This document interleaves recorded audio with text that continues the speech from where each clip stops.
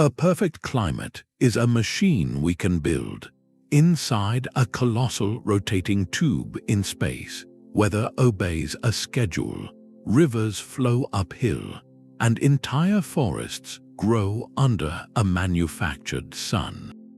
This is the promise of the ONeill cylinder, the ultimate act of environmental engineering. By the end of this, you will understand how we could construct a stable, Earth-like paradise from raw physics and biological precision. We will uncover how to contain an entire atmosphere against the void, why rain would fall on command, and what it means for our future to carry a whole world with us into the stars. What does it truly take to become the stewards of our own sky? That dream was born not from a desire to escape Earth, but to extend its gifts. The 1970s were a pivotal moment, a time when humanity first glimpsed its own fragility through the lens of resource limits and environmental strain. In this atmosphere of profound questioning, a Princeton physicist named Gerard K. ONeill posed a challenge to his students that would echo for decades. He asked them to rigorously examine whether a planetary surface, with its deep gravity well and limited real estate, was truly the ideal home for a civilization ready to grow. The answer they arrived at, backed by meticulous engineering studies later supported by NASA, was startling. The best place for humanity's future, they concluded, might not be on a planet at all, but inside vast, constructed worlds orbiting in the calm sunlight between Earth and the Moon. This was the genesis of the ONeill cylinder, a vision so complete it was detailed in 3 evolutionary stages. The initial concept, Island 1, was a modest rotating sphere, a first foothold.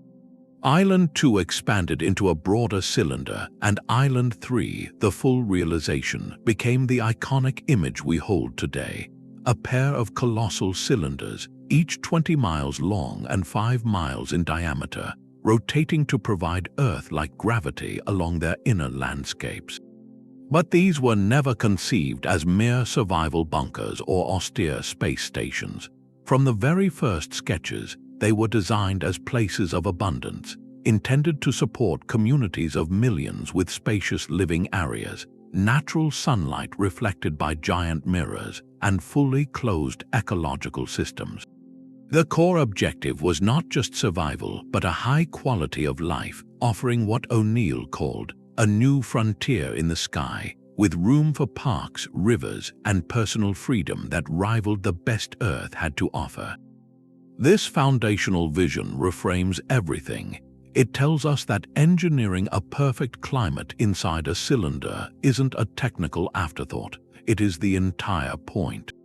The structure itself is the means to create a stable, benevolent environment, free from the unpredictability of terrestrial weather or the scarcity of a planetary surface.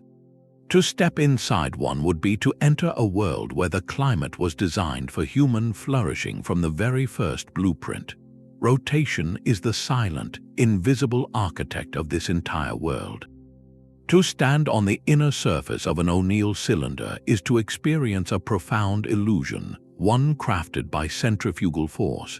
As the vast cylinder spins steadily around its central axis, everything inside is flung outward, pressed firmly against the curved hull.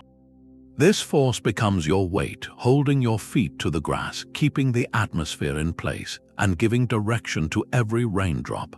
But this engineered gravity comes with a unique geography. The ground you stand on is not flat. It arcs upward in both directions, rising like 2 immense green mountains that eventually meet high above you at the central axis of rotation.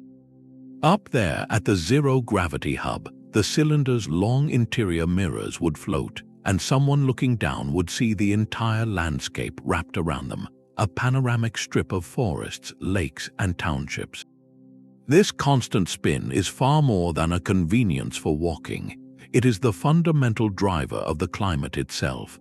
It establishes a clear and consistent down, which allows the atmosphere to stratify naturally, with denser, cooler air settling near the inhabited surface and lighter air rising. It gives weather systems a stable reference frame, enabling predictable wind patterns and ensuring that precipitation, born from moisture condensing in the cooler upper layers, will fall toward the land. Without this carefully calibrated rotation, the air would simply form a chaotic fog around the axis, and the idea of a river finding its course would be impossible. Therefore, mastering this artificial gravity is not the first step in building a space colony. It is the act of creating the very stage upon which every other element of a living world must perform. This elegant division of space solves a problem no planet ever faced. Within the cylinder's vast interior, the landscape is carefully arranged into 3 long, parallel strips running the entire 20-mile length. Picture 2 wide bands of land, each several miles across, lush with soil and vegetation. Between them, running like a river of pure light, are the enormous window strips. These are not glass as we know it, but immense structural panels of a transparent, space-rated material, strong enough to hold back the vacuum while allowing the full spectrum of sunlight to pour through. The 2 land strips are where life takes root, where communities would be built amidst parks, woodlands, and cultivated fields, all curving gently upward to meet the distant axis. The alternating window strips ensure that no part of this inner world is left in permanent shadow. Every meadow, every street, every rooftop receives its daily share of unfiltered sunshine because the light enters laterally, washing across the entire interior. This tripartite blueprint is the masterstroke of the design. It provides the necessary real estate for millions to live and grow food, while fundamentally rejecting the idea of an artificial, electric sun. Instead, it harnesses the real thing, using colossal external mirrors to reflect and control sunlight, simulating a familiar 24-hour cycle of dawn, daylight, and dusk. This architectural choice is profound. It means the primary energy source for this entire world, the driver of its weather, its agriculture, and the circadian rhythms of every living thing within it comes directly from our star. The cylinder doesn't just create a habitat, it frames a piece of the cosmos itself, turning sunlight into the most abundant and natural resource of all. With this canvas defined, the real artistry of climate engineering can begin. The air you breathe inside this world is its most vital and vulnerable possession. Containing an entire atmosphere within a rotating cylinder is an engineering challenge of almost incomprehensible scale. Picture the hull not as a simple wall, but as an immense, curved pressure vessel, a container holding billions of tons of air pushing relentlessly outward against the absolute emptiness of space. This is not a gentle force, it is a constant, explosive pressure, a titanic sigh that the structure must bear without flexing, without failing, for centuries. The materials required for such a task do not yet exist in the quantities needed, but they are envisioned in theory. We might speak of woven lattices of carbon nanotubes, fibers with a strength orders of magnitude greater than steel, or vast sheets of graphene composite, forming a rigid, flawless barrier. This shell must be more than just strong, it must be perfect. Over hundreds of square miles of surface area, even a pinhole leak, a single molecular flaw, could begin a slow, fatal whisper of decompression. The integrity of this atmospheric shell is non-negotiable, the absolute foundation upon which every tree, every cloud, and every breath depends. To ensure this, the hull would likely need to be a living system in its own right, embedded with networks of sensors monitoring pressure at a microscopic level, perhaps even woven with self-healing polymers that can flow to seal a micrometeoroid puncture before it becomes a crisis. This sealed vessel, this gigantic bubble of engineered life, represents a profound responsibility. It transforms the abstract idea of a habitat into a tangible, fragile biosphere that we must actively maintain. The success of every other system, from the flowing rivers to the scheduled rainfall, hinges on this first, silent marvel of containment. With the integrity of the sky assured, we can then ask the next essential question: where does the light come from? But sunlight in its raw, cosmic form is not a gentle thing. It is an endless torrent of energy, unfiltered by an atmosphere, capable of bleaching landscapes and baking surfaces in perpetual, shadowless noon. To craft a livable world, we must first learn to paint with this light. The solution, envisioned by ONeill, is as elegant as it is audacious. Envision two immense mirrors, each nearly as long as the cylinder itself, floating in the stable space just outside the rotating habitat. They are not fixed but hinged, capable of tilting with the slow, precise grace of a galactic sundial. Their sole purpose is to capture the pure sunlight and reflect it inward through the vast window strips, washing the interior in a warm, golden glow. This is how day is born inside a machine. By adjusting the angle of these mirrors, the Colonies engineers can simulate the entire arc of a terrestrial day. A shallow angle casts long, soft rays for a simulated dawn, gently warming the land. As the mirrors tilt to their full aperture, high noon arrives with light pouring directly across the interior. Then, as they tilt away, the light softens again into a long, twilight dusk. True night is achieved simply by rotating the mirrors fully away, allowing the windows to open onto the star-dusted blackness of space. This gives the system a profound and beautiful utility. The length of a day is no longer bound to a planet's rotation. It is a setting. A growing season could be extended with 20 hours of light, or a rest period enforced with a longer night.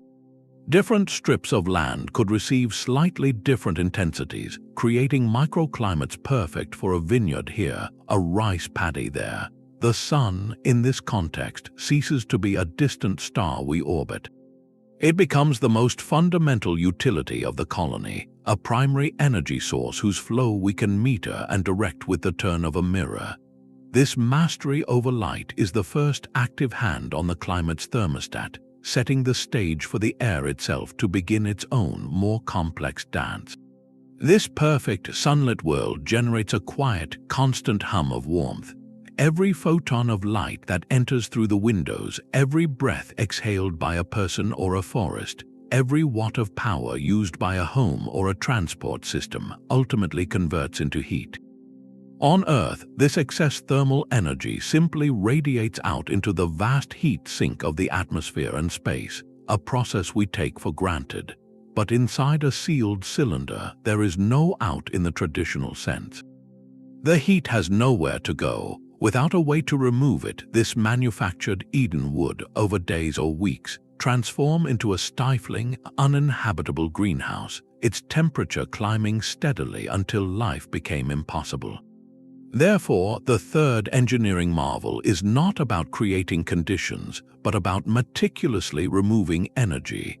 Thermal management becomes the silent, constant heartbeat of the colony, an active system working to maintain that narrow, comfortable band between a pleasant spring day and an ecological disaster.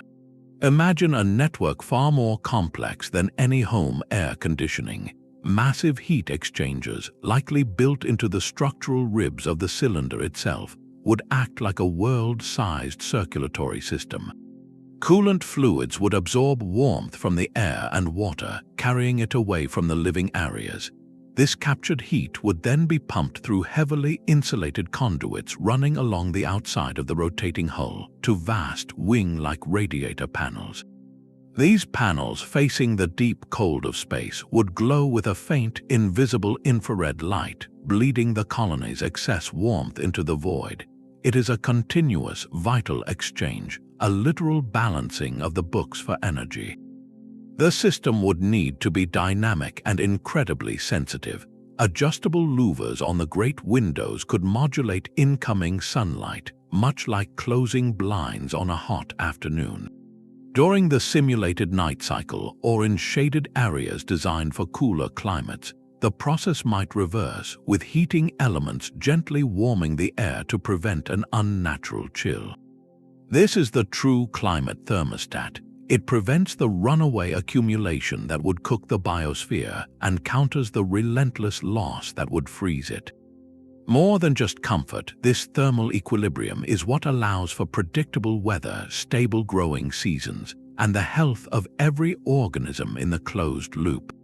The colony breathes, and this system is its exhalation, a steady release that maintains the fragile miracle within. With temperature so precisely governed, the stage is finally set for the most visible sign of a living world, the weather itself. The most profound sign of a living world is the gentle, rhythmic return of water from the sky. Within the cylinder, this familiar miracle becomes a carefully orchestrated performance.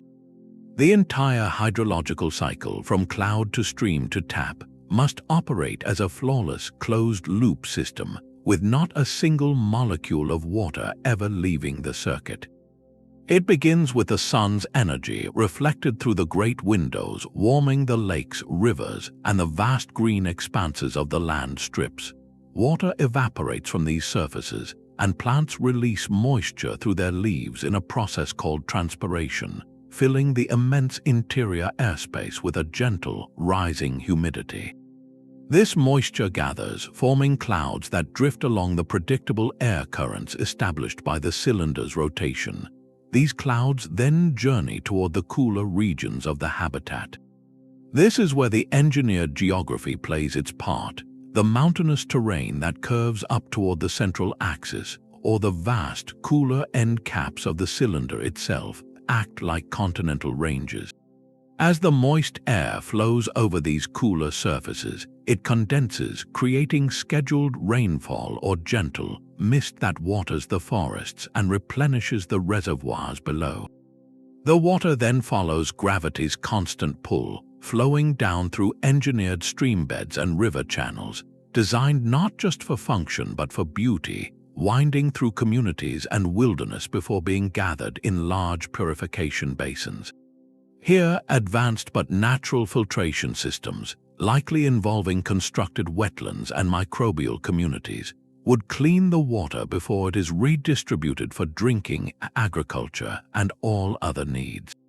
This cycle's balance is delicate and requires constant, subtle management. An overabundance of humidity without sufficient temperature variation or airflow could cloak the world in a permanent, damp fog. Too little and the land would parch, stifling plant life and drying the air.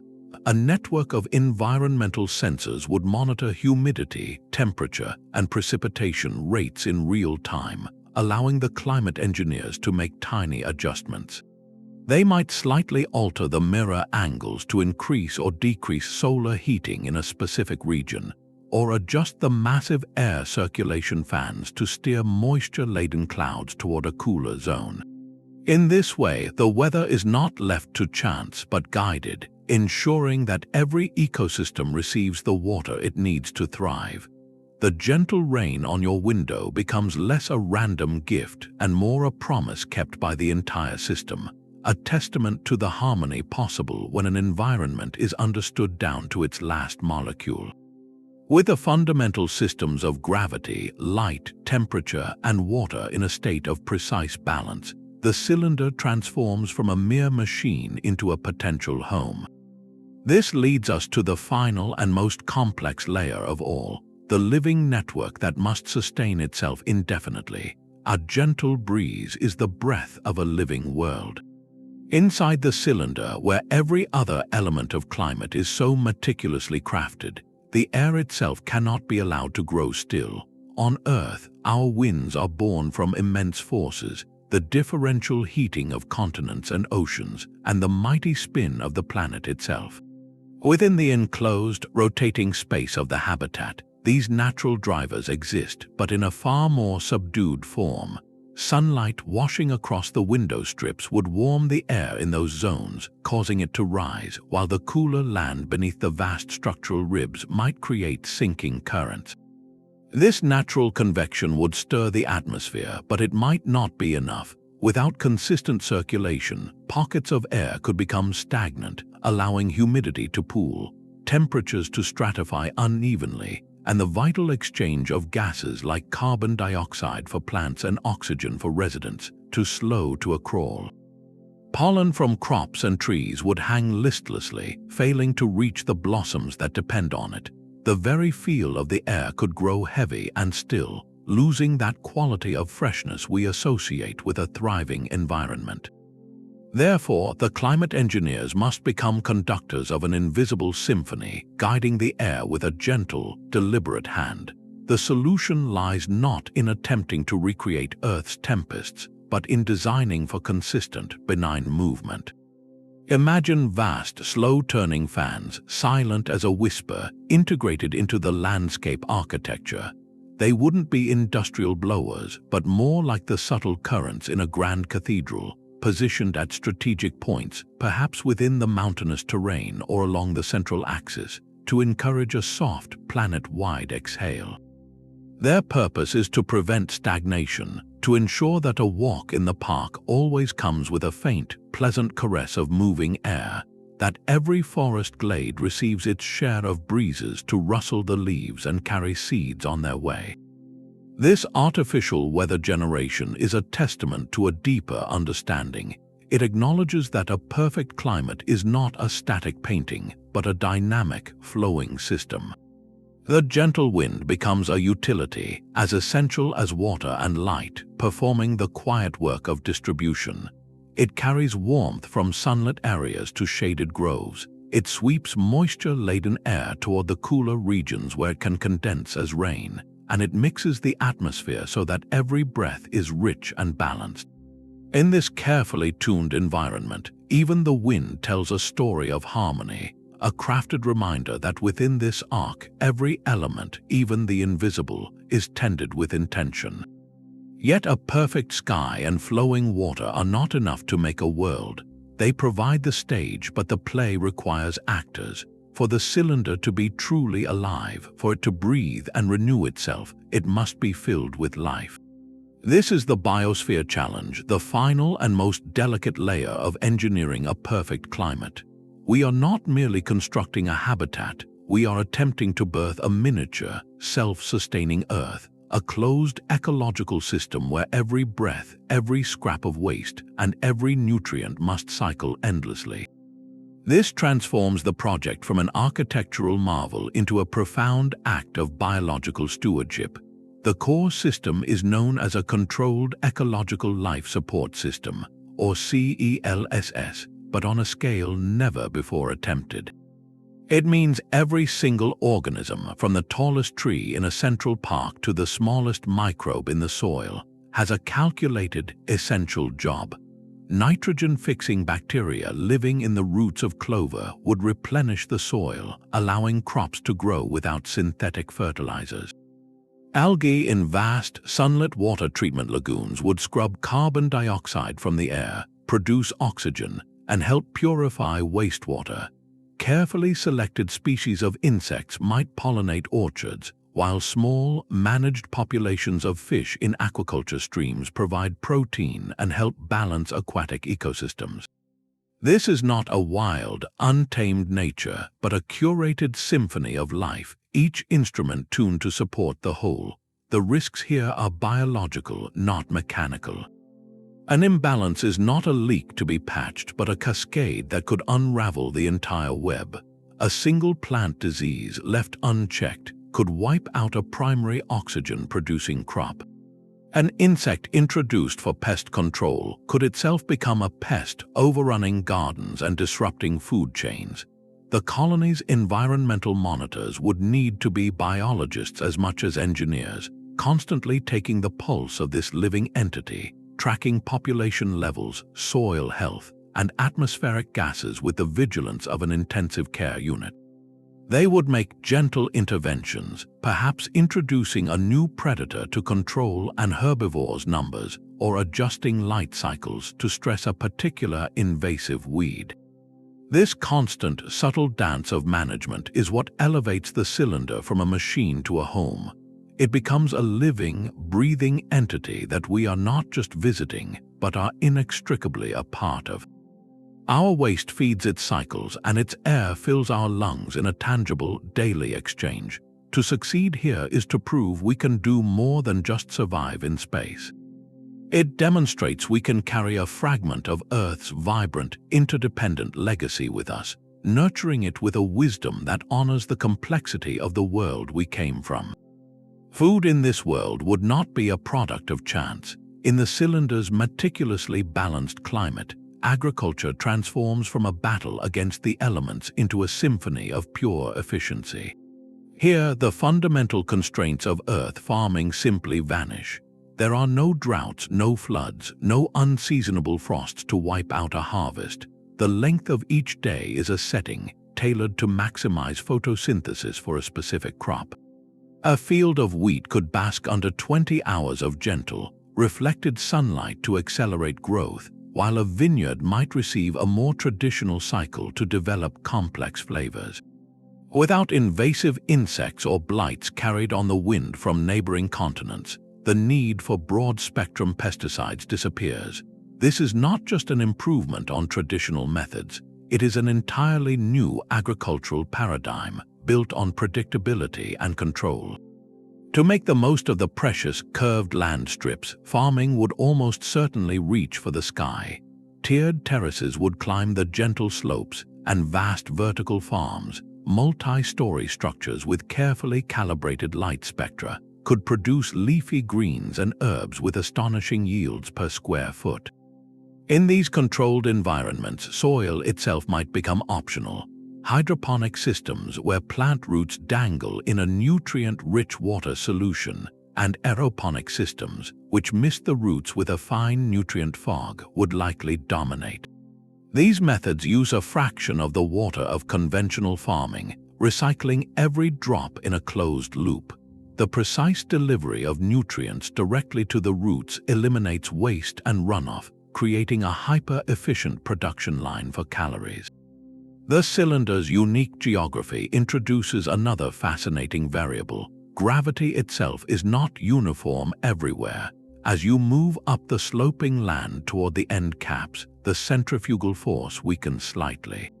This creates different gravitational zones, subtle gradients that could be strategically exploited. Crops with deep root systems, like fruit trees or certain grains, might thrive in the full 1 gravity zone at the valley floor. Other plants or perhaps specialized livestock habitats could be situated in the slightly lighter gravity areas where their structural needs are different. Researchers could even use these zones to grow novel varieties of plants, studying how agriculture adapts to environments unlike any on Earth.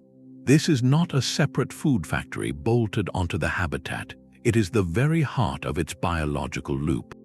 The agricultural sector would be the primary engine of the colony's life support. Plants absorb the carbon dioxide we exhale and release the oxygen we breathe. Their transpiration adds vital humidity to the atmosphere, feeding the rain cycle. Every scrap of inedible plant matter, along with carefully processed biological waste from the residents, becomes compost or feedstock for biodigesters, breaking down into nutrients that return to the hydroponic solutions or engineered soils. The system is a perfect circle, a hyper-efficient symbiosis where nothing is truly waste, only resources moving to their next purpose. In this context, a head of lettuce is more than just food. It is an atmospheric regulator, a water recycler, and a building block of the world itself. This vision of abundance redefines sustainability. It presents a future where our nourishment is woven directly into the fabric of our environment, a daily reminder that in carrying a world with us, we must learn to live within its graceful, endless cycles. The psychological art of living here would be just as vital as the physics that built the walls. How do you design a home, a neighborhood, or a park when your entire world curves upward in both directions? When the horizon is not a distant line but a rising slope that eventually meets overhead. This is the unique challenge of human geography within the cylinder, where every design decision must counter the potential disorientation of living inside a giant, rotating tube. Urban planners would become masters of illusion, using terracing and the strategic placement of structures to create pockets of perceived flatness. A town square might be built on a carefully leveled terrace, with buildings arranged to frame a view of a lake or a grove of trees, drawing the eye along a horizontal plane and away from the unsettling upward curve. Beyond this square, the land would gently step up in further terraces, each hosting homes with gardens that face the central sunlit strip, ensuring no one lives in permanent shadow. Transportation between these terraced communities would favor systems that follow the cylinder's length, like light rail lines or networks of moving walkways. The reason for this is a subtle but pervasive force called the Coriolis effect. Because the habitat is spinning, any object moving freely through the air, whether a thrown ball or a hypothetical personal aircraft, would appear to curve sideways from the perspective of someone on the ground. Over long distances, this deflection would make intuitive navigation and precise ballistics incredibly complex. So, life would adapt. You might take a scenic tram along the valley to visit a friend in the next township, rather than attempting a direct flight across the open interior.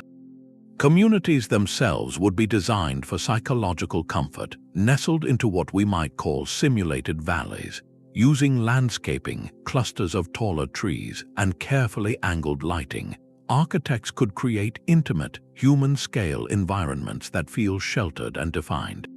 A neighborhood park could be sunken slightly, with berms planted with flowering shrubs, creating a cozy bowl that blocks the view of the distant, curving landscape and makes the sky feel like a normal ceiling.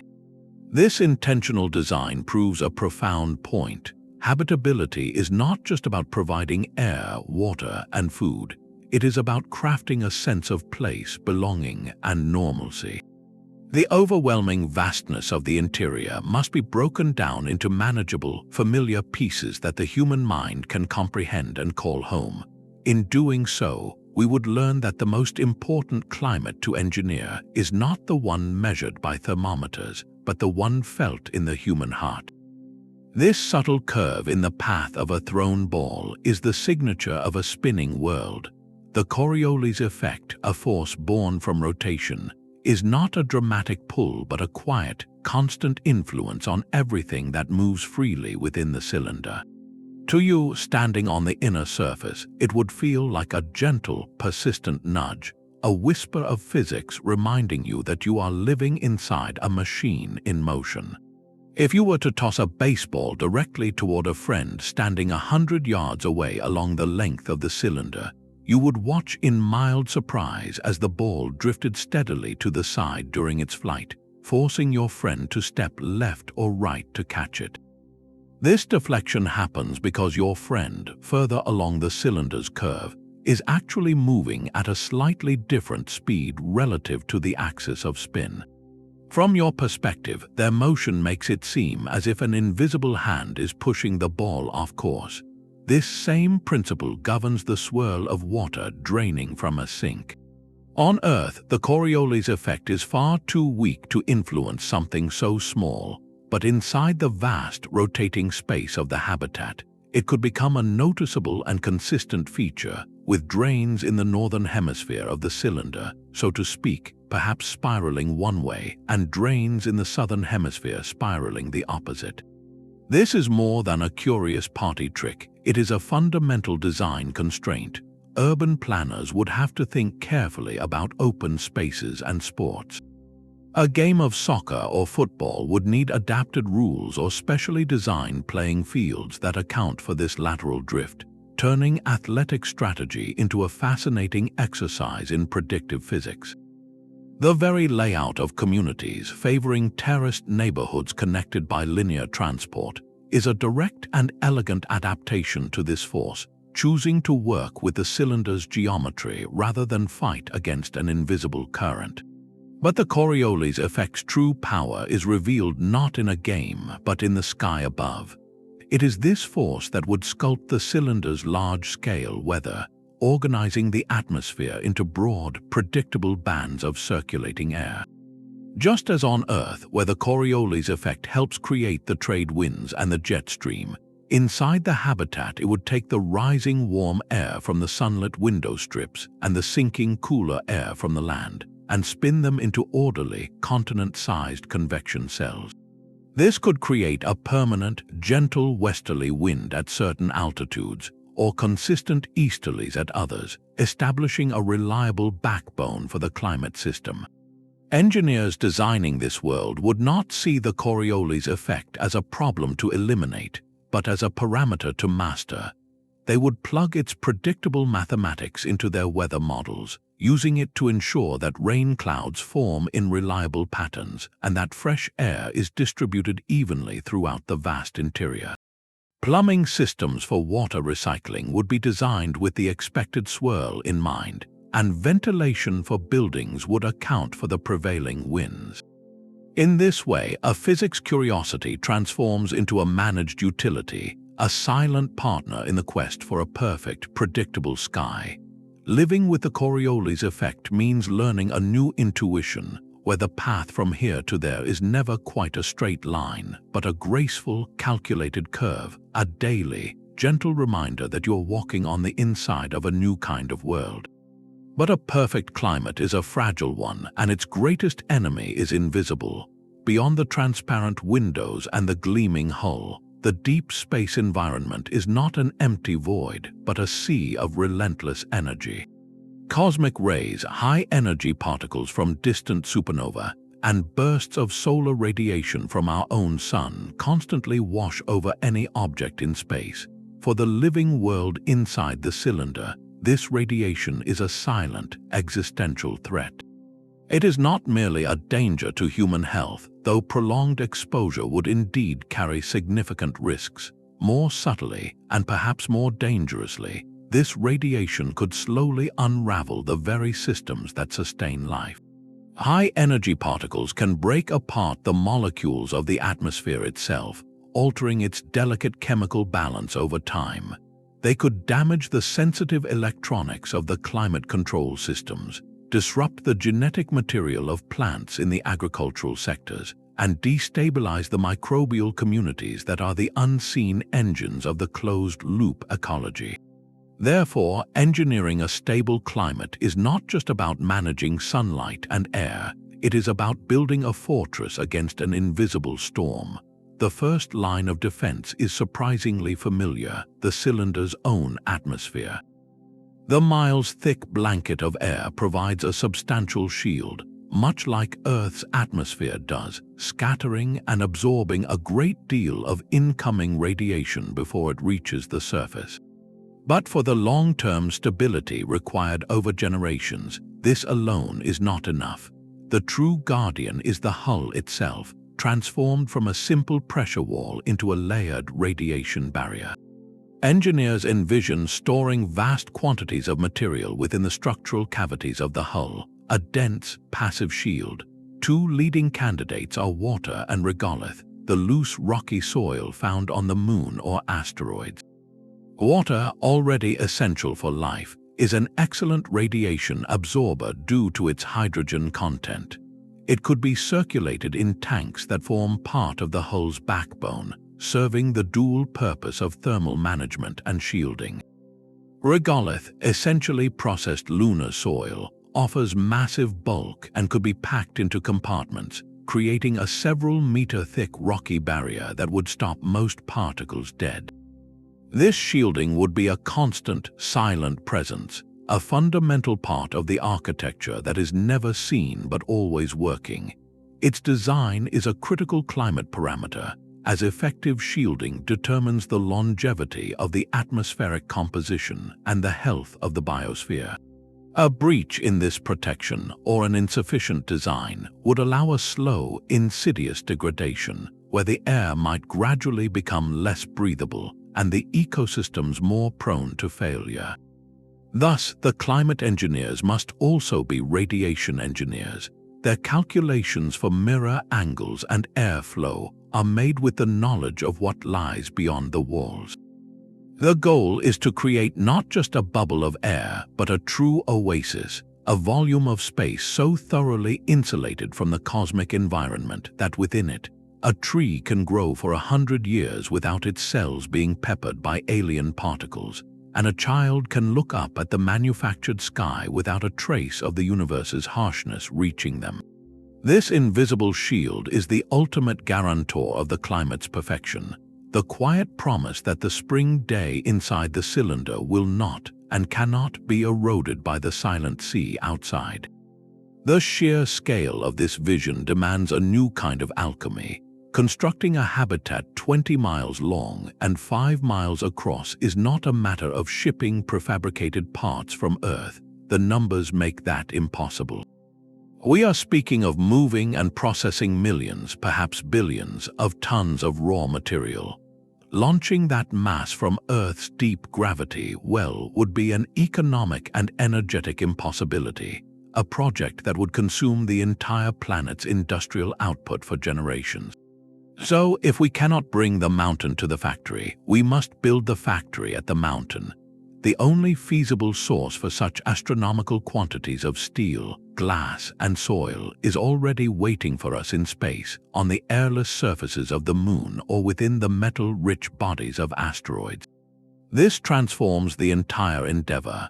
The ONeill cylinder is not just a destination. It is the ultimate product of a space-based industrial revolution that must come first. The concept is called in situ resource utilization, or ISRU, which simply means using what you find where you find it. For the cylinder, this is not a supporting technology. It is the foundational enabler, the very first climate decision. Where we get our materials and how we process them will determine the physical character of our new world from its atomic structure upward. Imagine automated spacecraft landing on the lunar surface, not to plant flags, but to begin a quiet, relentless harvest. They might use concentrated sunlight, focused by vast mirrors into solar furnaces, to melt the gray regolith. In this intense heat, the soil would separate into its basic components, bubbling oxygen from the oxides in the rocks, and leaving behind pools of molten metals like iron and aluminum, and slag that could be spun into glass fibers. These raw materials would then be shaped into standardized beams, hull plates, and transparent panels by zero-gravity factories in orbit, construction yards bathed in constant sunlight. The choice of material source is profound. Lunar material is rich in aluminum and titanium, excellent for lightweight, strong structures. Certain asteroids are essentially mountains of nearly pure iron and nickel, perfect for the massive structural ribs. Each source has different thermal properties, strengths, and long-term behaviors under stress and radiation. Selecting one over another isn't just an engineering calculation, it is an environmental one. The mass and composition of the hull directly influence how it absorbs and radiates heat, how well it shields against cosmic rays, and how much maintenance it will require over centuries of expansion and contraction under the sun's gaze.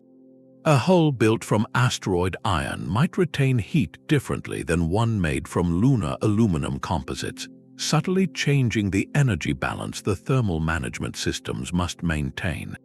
This macro-scale industrial endeavor happening in the silent void is inextricably tied to the micro-scale environmental outcome inside.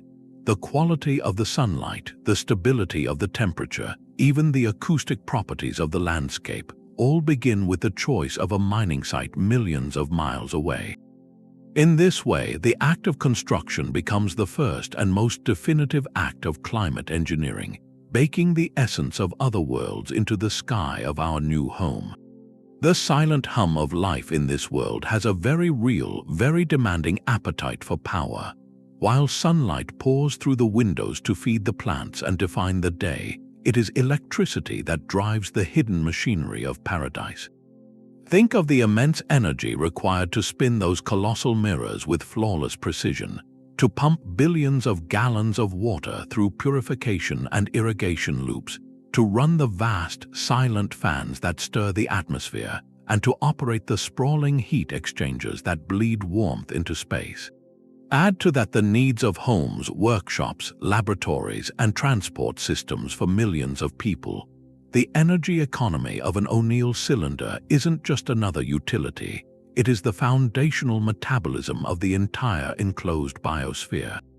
A prolonged, widespread power failure here would be catastrophic, not merely an inconvenience. Without electricity, the air circulation would slow to a stop, allowing deadly carbon dioxide to pool in sleeping quarters. The thermal regulation would fail, letting temperatures drift toward extremes. Water purification and waste processing would halt. In a matter of days, the meticulously balanced climate would begin a rapid, cascading collapse. Therefore, the design of the power grid is an exercise in absolute reliability and profound redundancy. It must be as resilient as the hull, and arguably even more so. The most logical and abundant source for this immense demand is once again the sun.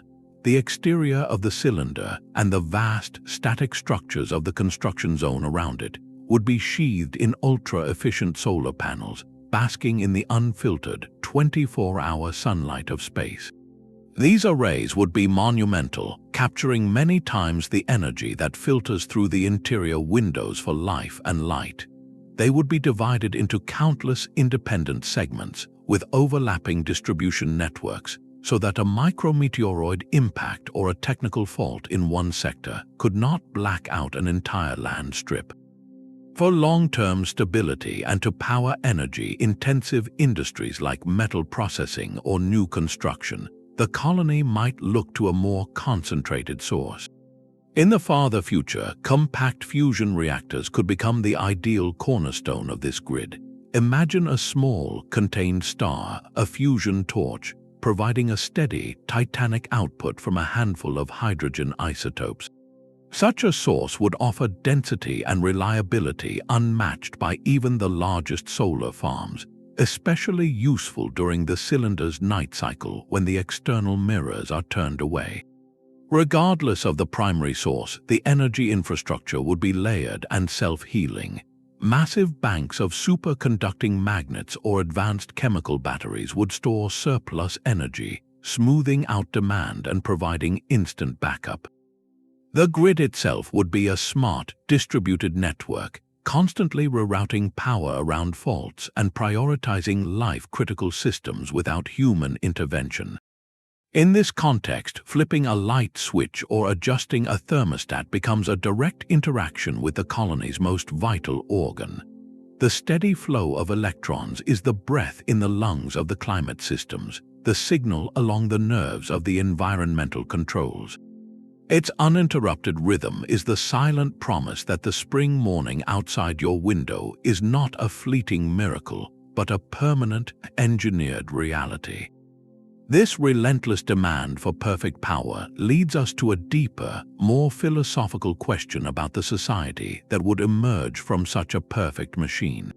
Yet the most complex system to engineer may be the human mind itself, living under a manufactured sky where the light travels in a straight line along a window strip and the horizon curves gently upward into a distant, inverted landscape, presents a unique psychological frontier. The climate can be mathematically perfect, the air always fresh, and the temperature forever spring, but this very perfection carries a subtle risk. The human spirit thrives on rhythm and variation, on the unexpected scent of rain on dry earth and the slow, majestic turn of the seasons. A world without these organic surprises could feel static, even quietly oppressive, leading to a phenomenon sometimes called habitat fatigue, a sense of sensory deprivation within abundance. To counter this, the designers of such a world would need to become artists of atmosphere in the truest sense. They would program gentle imperfections into the system, not as failures but as features. Imagine waking to a morning where the great windows are softly textured with projected, drifting cloud patterns, casting dappled, moving shadows across the park.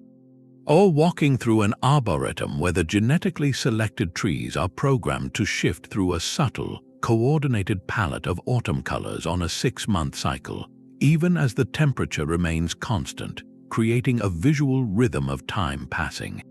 Even the weather could include scheduled light rain showers in the early morning hours, not just for irrigation, but for the sensory gift of the sound on rooftops and the clean, petrichor smell that follows.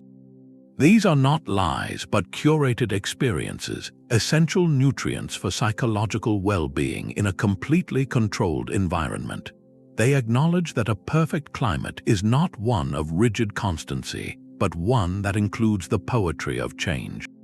This careful design extends far beyond individual comfort into the very fabric of society. The social contract in an ONeill cylinder would be forged around a single, non-negotiable truth: every resident is a steward of the only world they have. On Earth, ecological mistakes can be local, and nature possesses a resilient, if strained, capacity to absorb error and regenerate over time. Inside the cylinder, there is no way. A toxic spill enters the closed water loop. A careless introduction of a non-native insect could unravel a food web. A persistent failure in recycling stresses the entire material balance.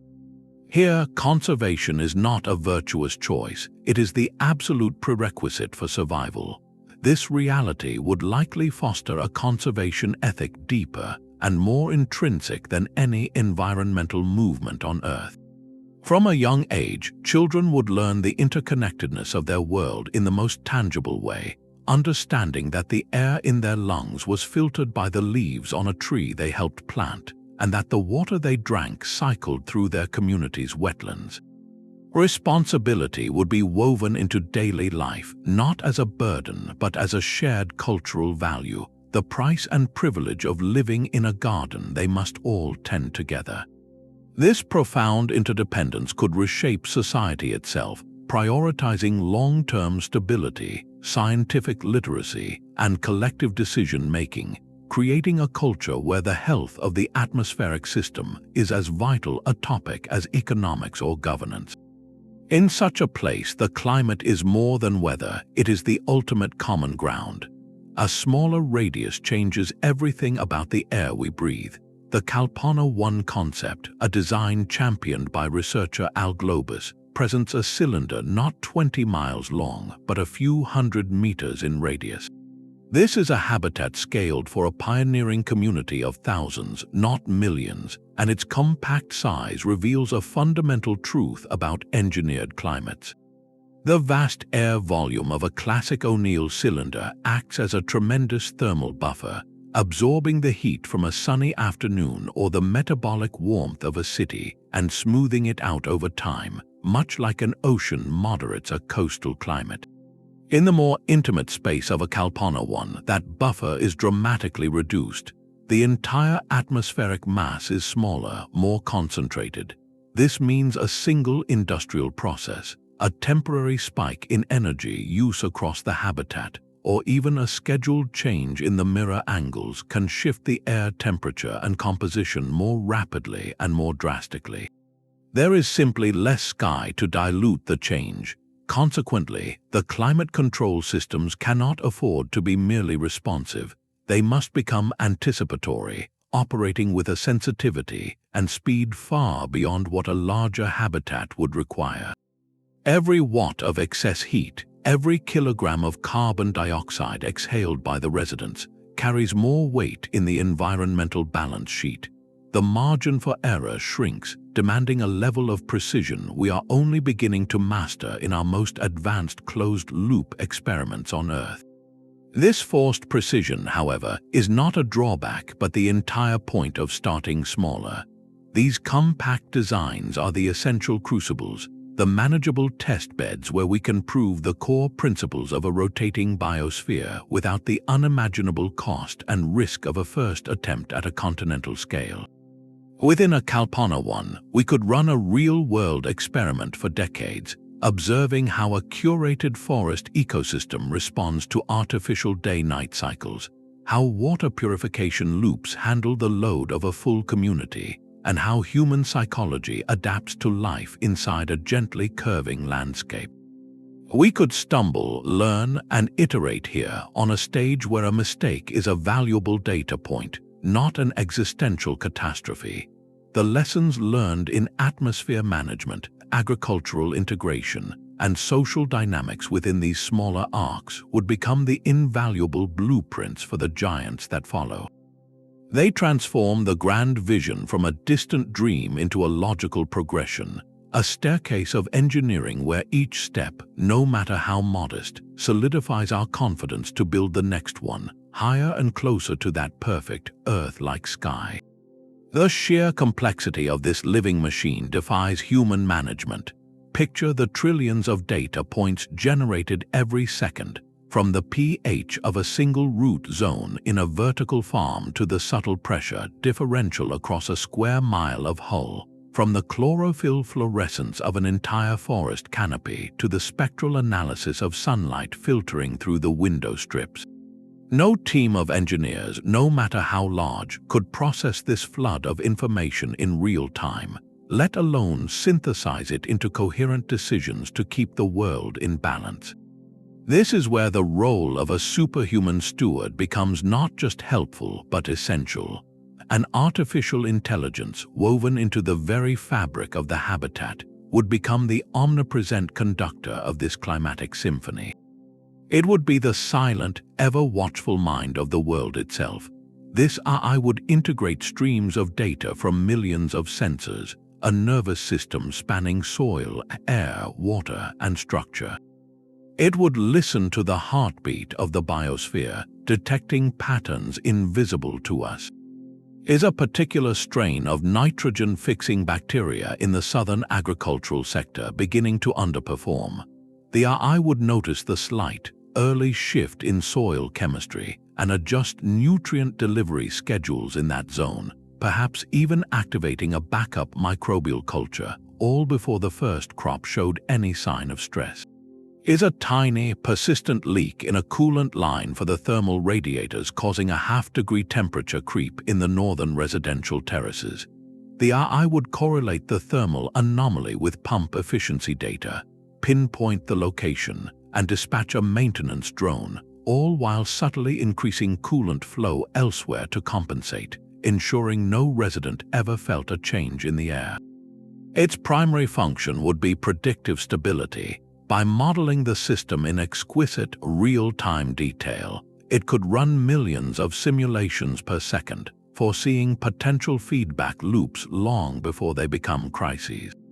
It might predict that a planned week of extended daylight for the grain harvest, combined with an upcoming social festival with high energy use, would push the thermal management system near its capacity.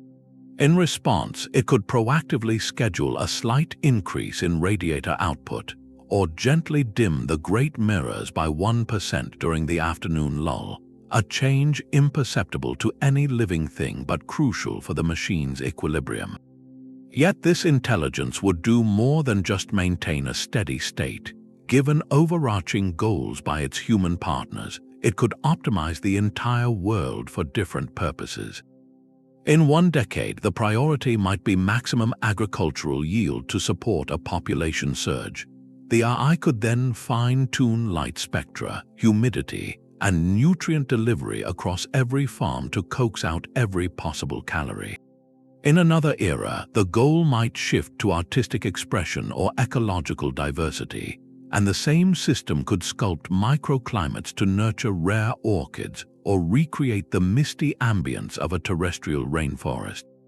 Over centuries, this machine mind would learn and adapt, its algorithms evolving alongside the society it serves.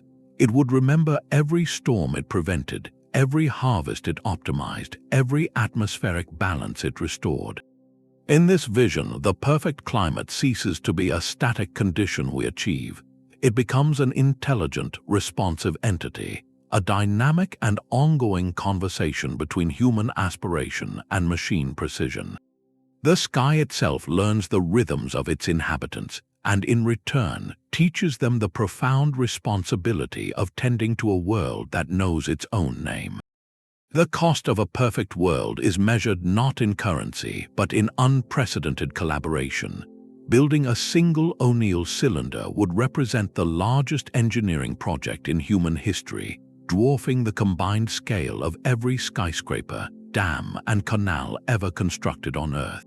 The financial and material resources required are so vast that no single nation, and likely no single corporation, could shoulder the burden alone. The most plausible economic model is a new kind of entity, a global consortium. Picture an alliance of spacefaring nations, perhaps led by the United States, China, the European Union, and others, pooling their financial capital, technological expertise, and industrial capacity. Alongside them, major aerospace corporations and visionary private investors would contribute, not out of pure philanthropy, but for a stake in the future's most valuable real estate, the rights to habitation modules, agricultural sectors, or industrial zones within the cylinder itself. This consortium model solves the problem of scale, but it immediately raises profound questions of access and equity. Who gets to live in this new Eden? If the primary funders are wealthy nations and corporations, does the cylinder become an exclusive enclave for the elite, a gated community in the sky? Or does the founding charter mandate a lottery system, a percentage of slots reserved for representatives from every human culture and socioeconomic background, ensuring the new world is a true microcosm of the old? The economic structure would have to answer these questions from the very beginning, as they would define the social DNA of the colony for generations. The initial investment is not a one-time purchase, but the seed for a new economic paradigm. Once operational, the cylinder's economy would likely be a hybrid, blending elements of a highly regulated resource-based system with more familiar market dynamics for personal goods and services. The air, water, and bulk energy would be managed as universal public utilities, the literal commons upon which all life depends. You would not pay a bill for the oxygen in your lungs, just as you would not pay for gravity. Yet within that framework of guaranteed survival, a vibrant market could flourish for everything from artisan foods and custom clothing to digital entertainment and personal robotics. The currency might be a digital credit tied to labor contribution or resource stewardship, creating an economy where value is explicitly linked to maintaining the health of the world that sustains you. This transforms every economic transaction, however small, into a subtle reaffirmation of the colony's most sacred principle, interdependence. This absolute dependence on a machine for every breath of air creates a political reality unlike any on Earth. The need for flawless, millisecond technical coordination across systems as complex as a planetary biosphere suggests a government run by experts, a technocracy where the most qualified engineers and environmental scientists hold ultimate authority. After all, a popular vote cannot override the laws of thermodynamics, and a democratic debate is useless when a cascade failure in the atmospheric processes has only minutes to be corrected. There would be a powerful, logical pull toward a governance model where decisions are data-driven, where the primary mandate of leadership is not ideology, but the unwavering maintenance of systemic stability. The ruling council might be composed of the heads of the major life support departments, climate, agriculture, power, and structural integrity, each possessing a veto over any policy that threatens their domain. Yet, the human spirit has a deep and enduring resistance to being managed purely as a component in a system. The desire for personal autonomy, cultural expression, and self-determination would not vanish simply because the sky is manufactured. This tension between the necessity for perfect control and the yearning for individual freedom would be the central drama of cylinder politics. The likely outcome is a unique hybrid, a constrained democracy. Residents would elect representatives to a civic assembly, but that assembly's power would be bounded by a supreme, unchangeable constitution, the colony's operational protocols. This founding document would enshrine the biosphere's stability as the highest law, above all other rights. The civic assembly could debate and legislate on social matters, education, arts, interpersonal justice, and the distribution of non-essential resources. But any law that risked the atmospheric balance, the water purity, or the power grid would be immediately nullified by the Technical Oversight Council. In this system, political freedom grows within the greenhouse of technical necessity, a vibrant garden that is only possible because the walls and climate controls are never up for a vote. Within those walls, the legal code would have a singular, stark focus. On Earth, environmental crimes are often treated as secondary offenses, weighed against economic growth or political convenience. Inside a cylinder, there is no environment out there to absorb the damage. The environment is the walls around you, the air in your children's lungs, and the water in your kitchen tap. Therefore, the most serious crimes would be those that threaten the biospheric balance, tampering with the atmospheric processes, intentionally introducing a biocontaminant into the closed agricultural loop, or sabotaging a primary water purification node would not be acts of vandalism. They would be prosecuted as attempted murder on a planetary scale. The punishment would be severe, potentially involving permanent isolation from the core life support systems or exile to a minimally supported auxiliary station, a fate perhaps seen as worse than a traditional prison sentence. This legal reality would forge a powerful, internalized ethic in every citizen from childhood. You are not just living in a society, you are a caretaker of a shared organism. Your right to exist is contingent on your responsibility to the whole. This transforms social cohesion from an ideal into an instinct. Neighbors would naturally keep watch, not out of suspicion, but out of mutual survival. A strange smell from a ventilation duct or an unexplained fluctuation in a local water meter would be reported immediately, not as tattling, but as the civic duty of checking the world's pulse. Justice in this context becomes synonymous with systemic health. A fair society is a functioning society where the loops remain closed and the balance is maintained for all. The social structure that emerges from this reality is a fascinating paradox, a fusion of ultra-high technology with a mindset that feels almost agrarian. The colony would possess the most advanced AI, molecular nanotechnology, and genetic engineering imaginable. Yet, the daily awareness of every resident would be rooted in a profound understanding of natural cycles, of where their waste goes and where their food comes from, of the precise amount of sunlight needed for the citrus groves to fruit. It is a return to a village-scale understanding of resource flows, but executed with star-spanning technology. This creates a unique cultural blend. You might have a scientist who can manipulate plant genomes at will, spending her weekend volunteering in the communal compost yards, turning food scraps into soil for the community gardens. A master programmer might also be an expert in mycology, tending the fungal networks that break down complex waste in the recycling systems. The distinction between high-tech and hands-on work would blur into irrelevance because all work ultimately serves the same master, the living world. Social status would likely derive not from wealth in a traditional sense, but from contribution, expertise, and trustworthiness in stewardship. The most revered individuals might be the veteran climate systems analysts who can diagnose an imbalance from a subtle shift in wind pattern data, or the master ecologists who maintain the predator-prey balances in the curated wilderness preserves.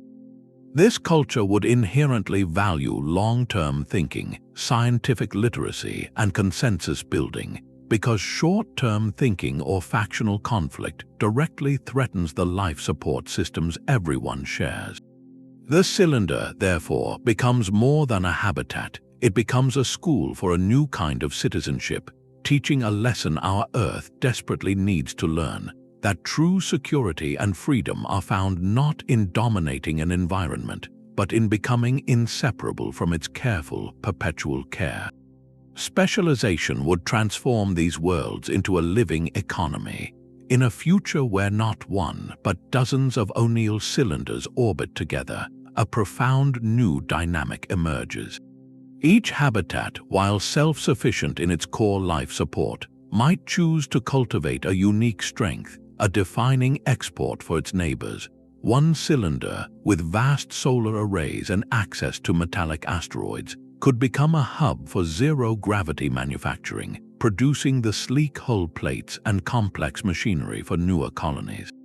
Another, blessed with particularly rich engineered soils and optimized light, might dedicate immense swaths of its interior to high-yield agriculture, becoming the breadbasket for the orbital archipelago.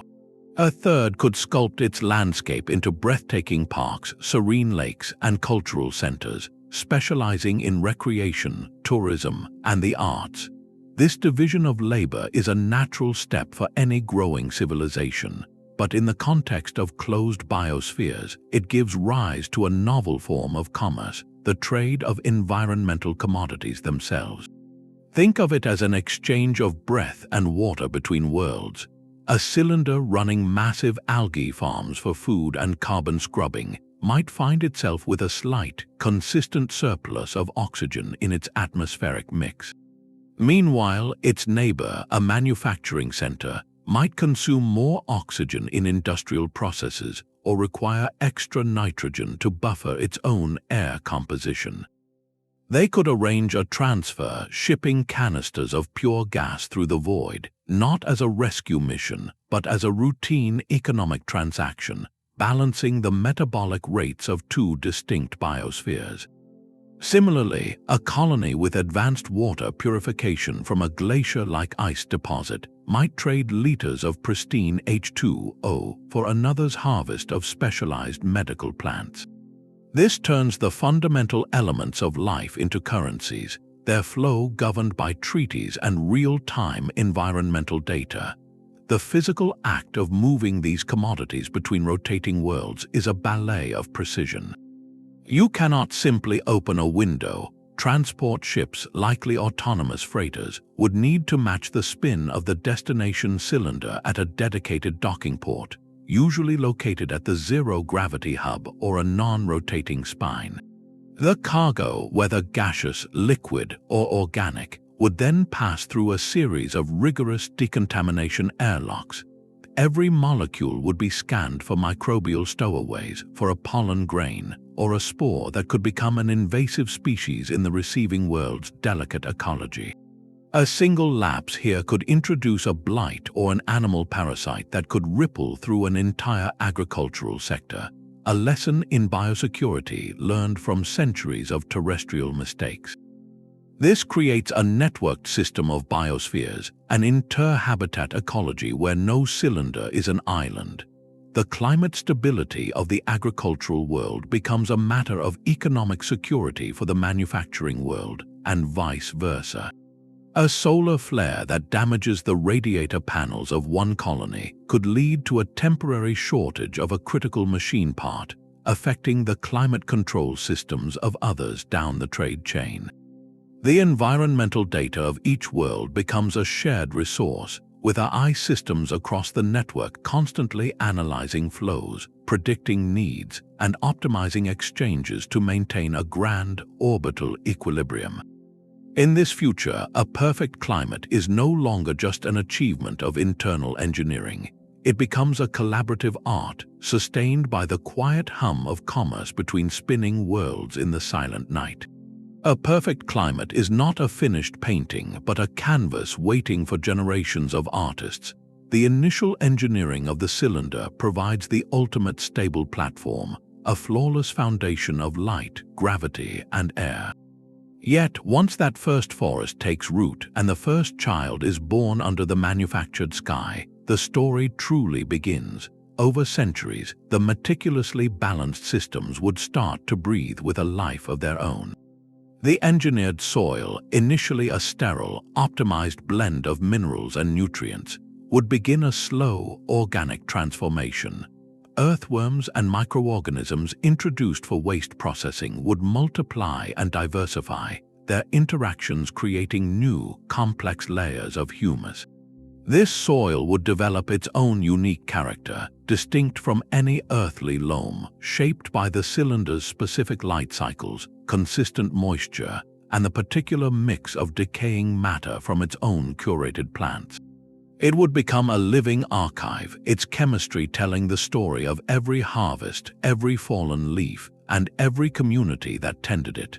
This biological drift opens the door to a profound possibility: deliberate terraforming from within. The inhabitants, secure in the knowledge that their life support systems are robust, might choose to reshape their world not out of necessity, but for cultural or aesthetic expression. A generation raised in the gentle, perpetual spring of the Central Valleys might vote to extend the northern end cap, using the lighter gravity there to create a high-altitude alpine biome, complete with cooler temperatures, coniferous trees, and a simulated snowmelt stream. They would adjust the mirror angles to provide weaker light, recalibrate the local atmospheric circulation, and introduce a suite of compatible plants and perhaps small, hardy animals. Another community, inspired by ancestral memories, might dedicate a vast terrace to recreating the complex ecology of a mangrove wetland or a seasonally dry savanna, not for utility, but for the sheer beauty of its complexity and the scientific challenge of its balance. The day-night cycle itself, that fundamental rhythm set by the engineers, could become a cultural variable. A society that values extended evening gatherings might legislate for longer, more gradual twilights, programming the great mirrors to linger in a golden hour. An agricultural collective might adopt a calendar based on 30-hour days to maximize crop yields, their entire social rhythm syncing to a metronome unknown on Earth. This long-term perspective transforms our understanding of the cylinder. It ceases to be a static product, a machine we finished building, and becomes a legacy environment. The original engineering is the gift of stability, the guarantee that the air will always be breathable and the temperature will never run away, but it is only the opening chapter. The true narrative is written by the people who live there, by the countless small choices that accumulate over lifetimes. A family plants a grove of trees from a seed carried from Earth, and 200 years later, their descendants walk through a forest that has adapted to the strange, lateral sunlight, its branches growing in a unique, graceful pattern.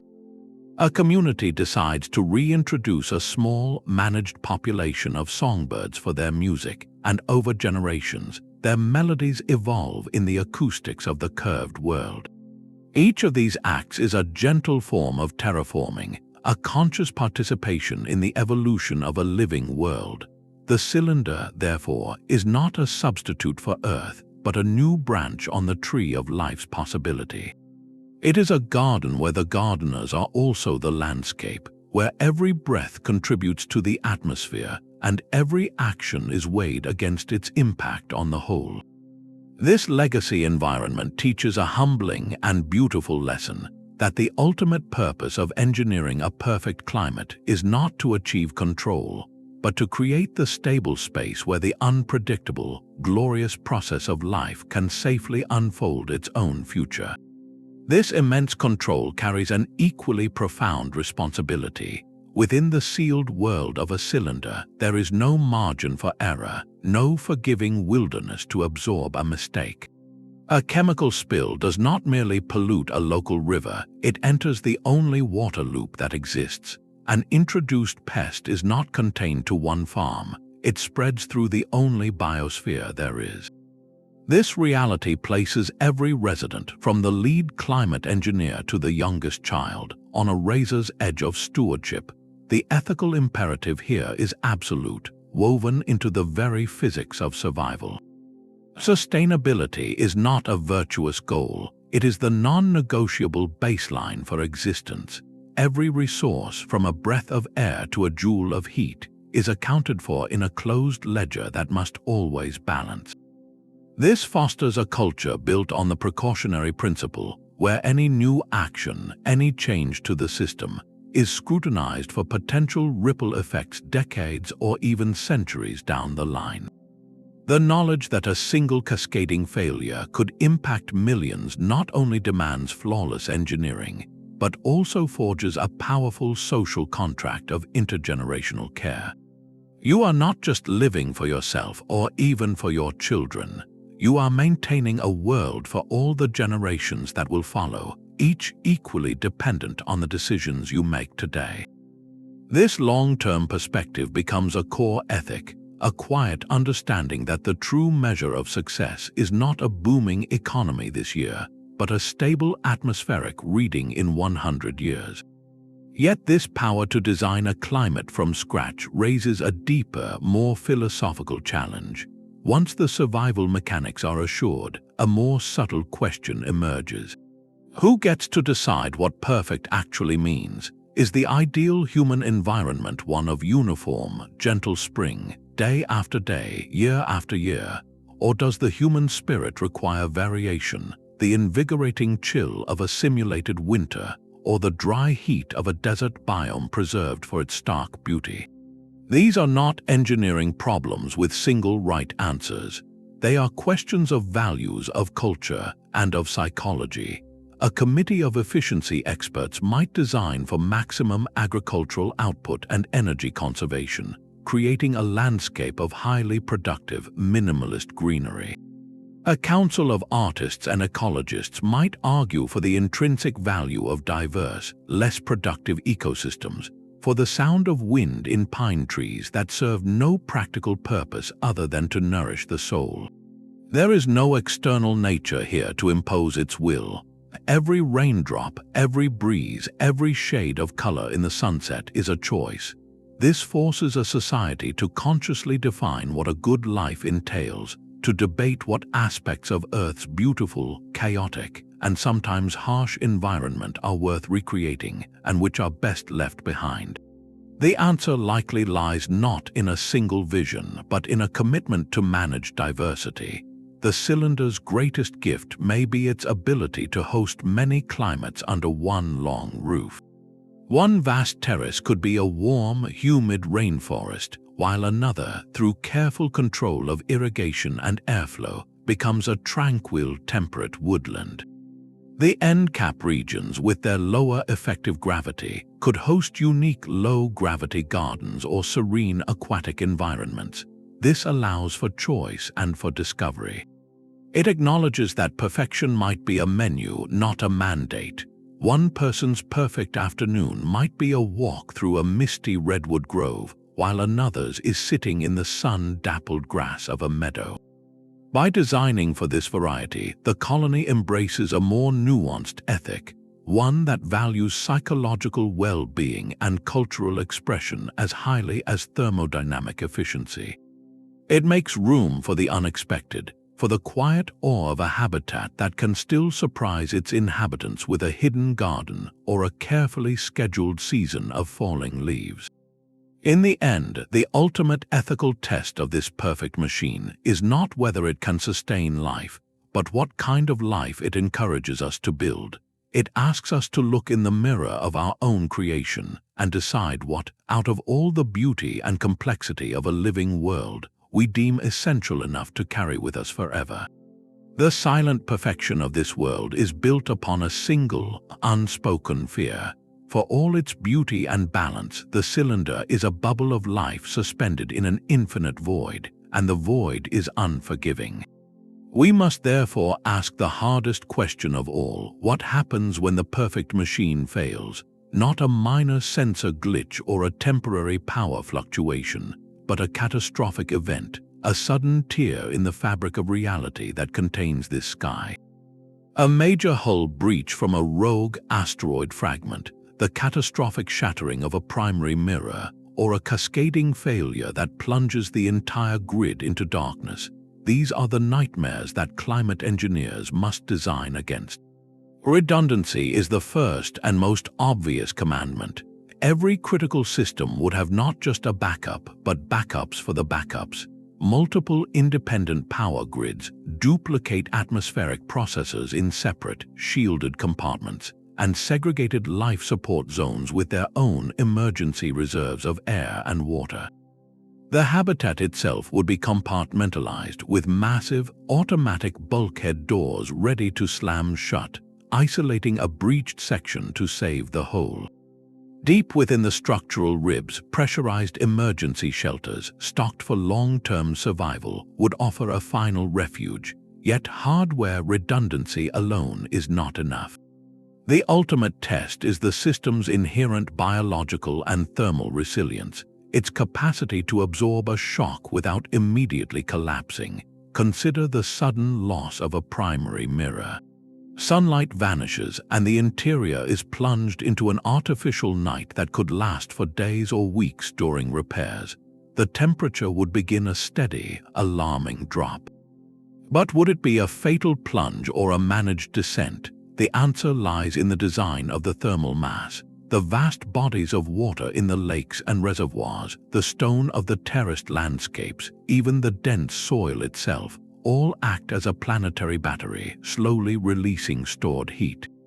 A well-designed cylinder would leverage this, its climate models calculating how long the environment can coast on residual warmth before core temperatures threaten life.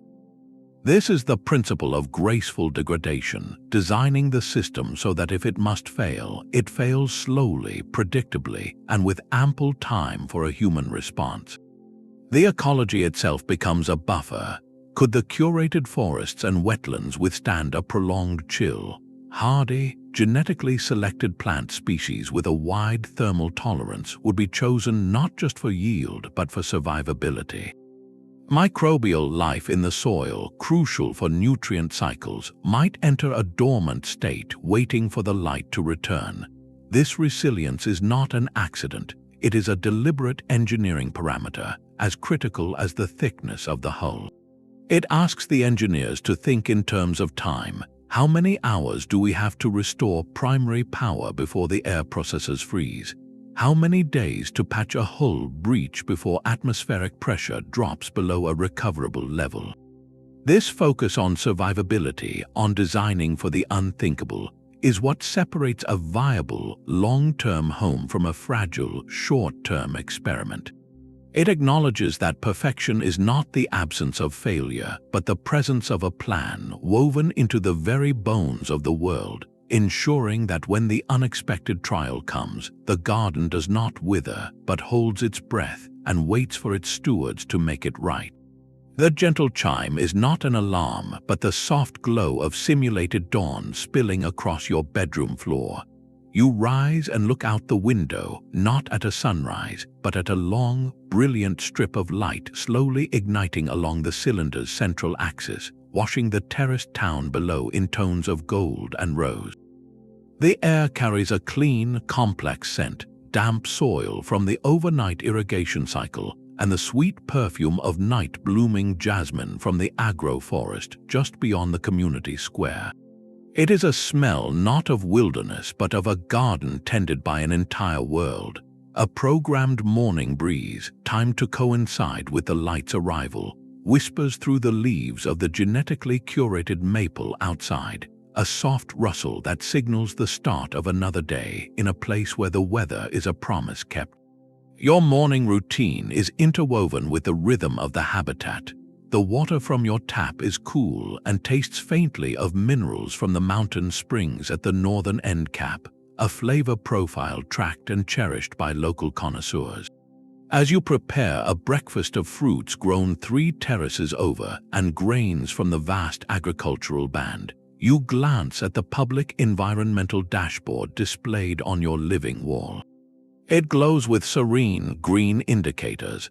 Atmospheric composition is optimal, thermal variance across the valley is within a 0.2-degree band, and a gentle note from the habitat AI reports a 2% increase in projected wheat yield due to a slight, beneficial shift in the previous day's light spectrum.